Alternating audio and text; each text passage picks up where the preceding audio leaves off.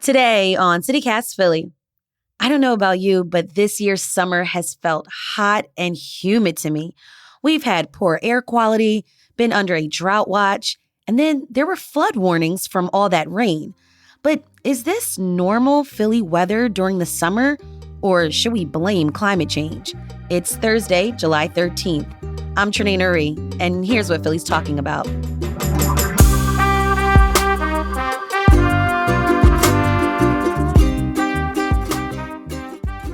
Frank Coomer, environmental reporter at the Philadelphia Inquirer. Welcome back to the show. Thanks for having me.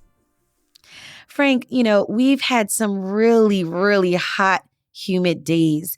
There's been heavy downpours, flood warnings. Is this normal Philly weather for the summer? Well, that's always the question, isn't it? And a lot of times you can't tell until it's over and we suss out the data. So I would say a lot of it is normal, but a lot of it is not right now. So, we can expect thunderstorms in the summers. We can expect heat waves. What we don't normally see, or I think it was Sunday, we saw super heavy rains. Yes, and I drove on 95 and I had to pull over because it was I couldn't see. The visibility was bad. Right. Parts of Berks County saw 7 inches of rain in just 24 hours. King of Prussia had 5.46 inches of rain. They're pretty good amounts. They're not normal. What you're seeing, I think a lot of scientists will tell you is a signal of climate change. And one of the interesting parts of all this is that, these are no-name storms. So we're seeing deluges typically associated with major tropical storms. Mm-hmm. So what you're seeing now are these storms that really are kind of just materializing. And, the forecasts aren't even, they see them coming, but it's usually a day before. It's not usually days. And they're hard to track. Meteorologists were having trouble even tracking these storms the other day. They were kind of all over the place. It led to water rescues in, Upper Marion, Radnor, Quakertown. You saw the flooding. And it's the same storm system that's hit Vermont, which has just been crazy what's happening up there. I don't know that they've ever seen anything like this. Okay, so, we're using the term climate change and describing how it's impacting the weather that we're experiencing in the city and in the suburbs. But Frank, I just kind of want a basic, quick definition of what actually is climate change. Sure. So climate change is energy being trapped by more carbon dioxide and greenhouse gases in the atmosphere. And, oddly enough, this is nothing. It's not a real new insight. There were warnings in the 1950s that this was going to happen by scientists. ExxonMobil's own internal research showed in 1977 or so, I think, that this was going to happen. So it's not a real new thing. So, you have this increased heating effect.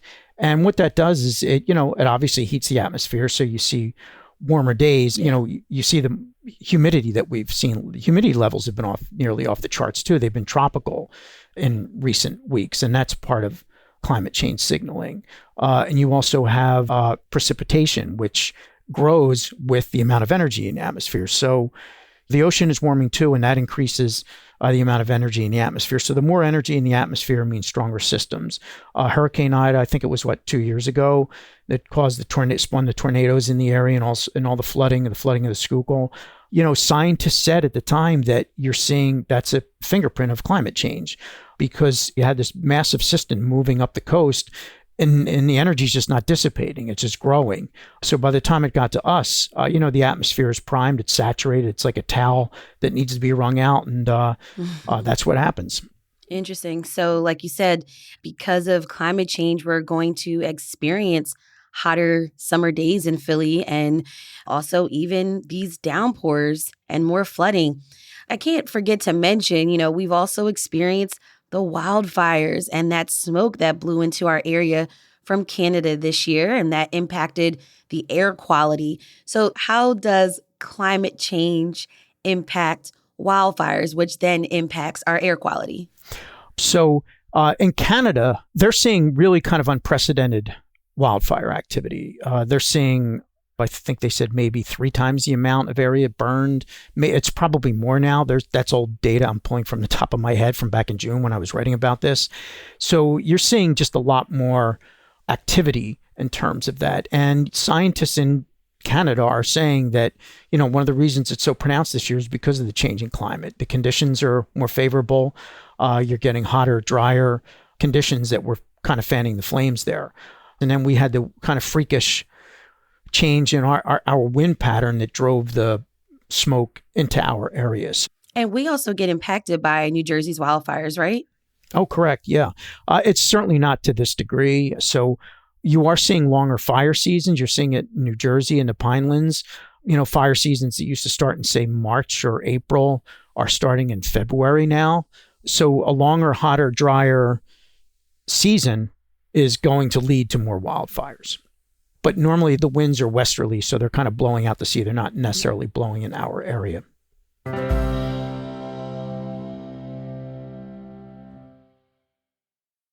Now, earlier this year, you wrote about a report from Drexel University, and it looked at how different neighborhoods in Philly are going to feel the effects of climate change differently.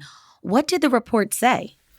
So the report by Drexel was actually interesting because it was a response to students kind of imploring the school to do something about climate change. So some Drexel academics got together with Delaware Valley Regional Planning Commission, Academy of Natural Sciences at Drexel, and they created a report which was presented just recently.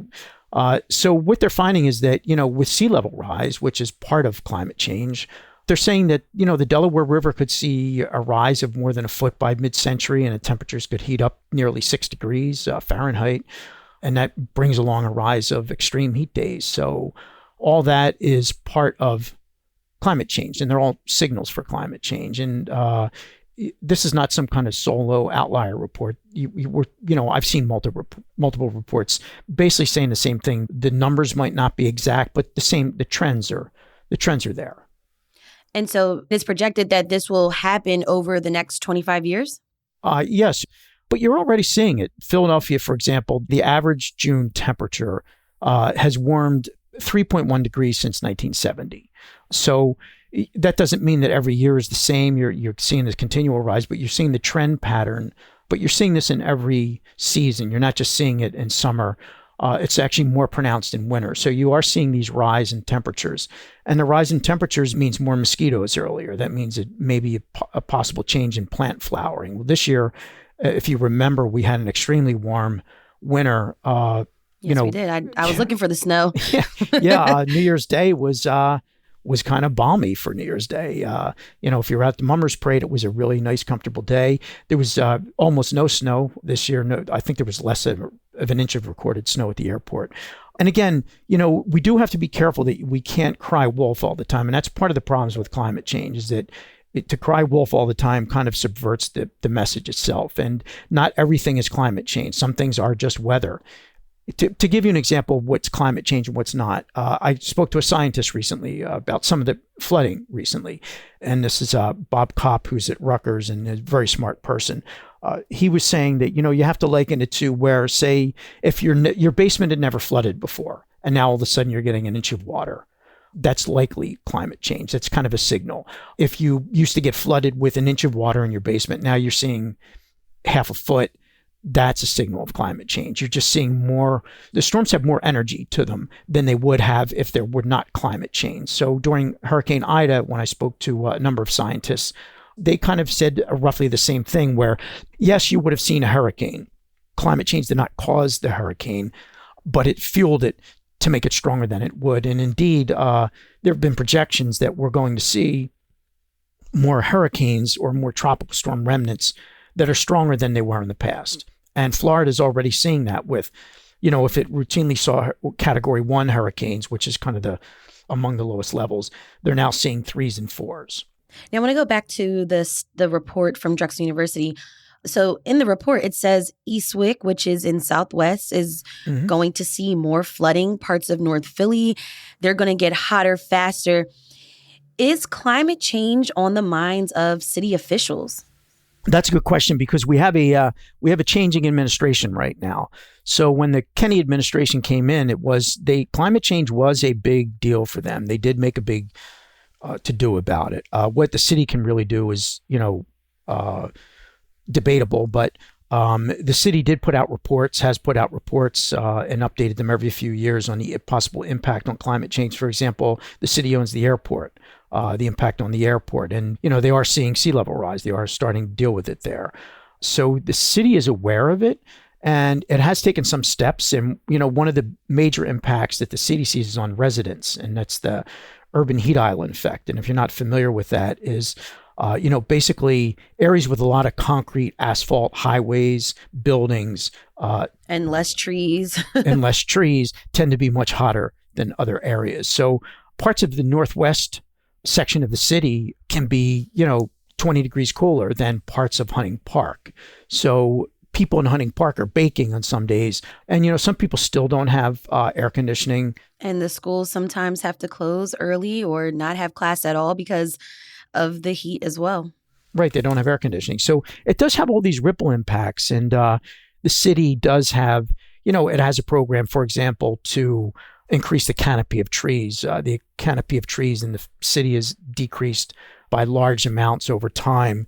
And the city wants to get every neighborhood up to, I think it's a 30% tree canopy. Now, tree canopy is, if you look at a tree from above and look at how the spread of its branches and the leaves spread out, that's part of the canopy. So the city wants to increase that for all neighborhoods, but it's a difficult task, right? Because you can't put trees in some areas, and some places people don't even want them because they lift sidewalks, they drop leaves that residents can't get rid of. Yeah. They damage the homes, right? Yeah. Some trees, depending on the tree, are considered quote unquote dirty and drop things all over cars. And that is so true. it's more, it's more difficult in a city than it is in the suburbs or exurbs.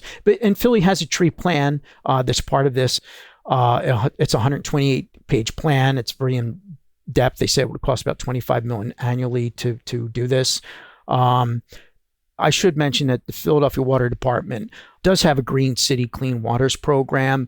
This is an attempt to put in kind of green infrastructure like stormwater, known as green tools that reduce overflow and in runoff into sewers, such as people using rain barrels, putting in more little parks and places to soak up the water so it doesn't just run off from the pavement into the storm drain. And it does save millions of gallons of water from going in.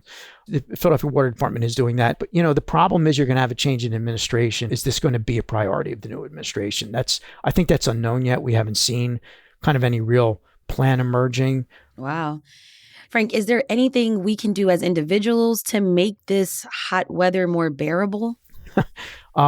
That's a good question. And it's kind of a trap, isn't it? Turning up the air or turning down the air conditioner and increasing the output just, feeds into the whole fossil fuel burning cycle that we're in. So I would say there's not much normal people can do other than just cut back. I mean, in the end, people are responsible for what's happening. We are energy hogs, whether we like it or not. We can blame the energy companies, you can blame the government, you can blame whoever, but they are serving customers and customers demand it.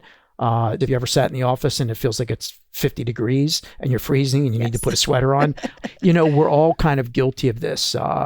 And so what you can do is cut back on fossil fuel use. You're driving, take a bike if possible. But, again, these sound like kind of platitudes that really aren't going to change anything.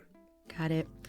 All right. That was Frank Coomer, environmental reporter at the Philadelphia Inquirer. Frank, thanks for breaking down all of this wacky weather and the impacts of climate change with me on CityCast Philly. Sure. Thank you. We'll have a link to more of Frank's reporting in our show notes. And here's what else Philly's talking about. The driver of a Tesla who dragged a police officer several hundred feet after a traffic stop has turned himself in. 6ABC reports 20-year-old Eddie Brito Alamonte is now facing multiple charges, including aggravated assault and fleeing from the police.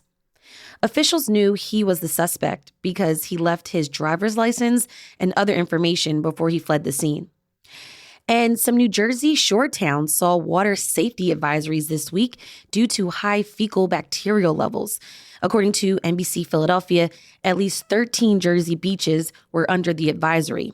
The New Jersey Department of Environmental Protection said recent heavy rainfall was to blame for the dirty water. The beaches remained open as further testing was carried out. For more information about current water quality, check out njbeaches.org. We'll talk more about the Jersey Shore on tomorrow's Friday News Roundup. That's all for today here on CityCast Philly. If you enjoyed this episode about Philly's wacky weather, share this with your coworker.